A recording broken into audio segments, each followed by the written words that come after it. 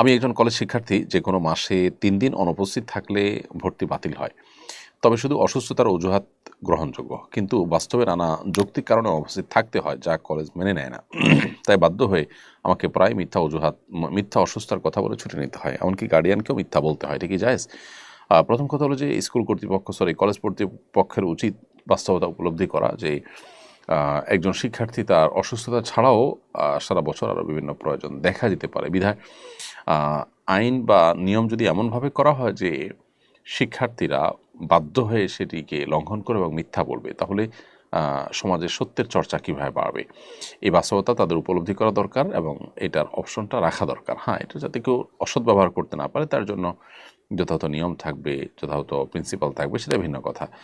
আর কোন অবস্থাতেই মিথ্যা বলা আসলে জায়েজ নয়। মিথ্যা বলে আপনি ছুটি নিলেন, সেটা গুনাহের কথা। সেটা আপনি বলেন কিংবা আপনার অভিভাবক বলেন, যেই বলেন না কেন, মুসলমানের জন্য মিথ্যা বলা জায়েজ নয়।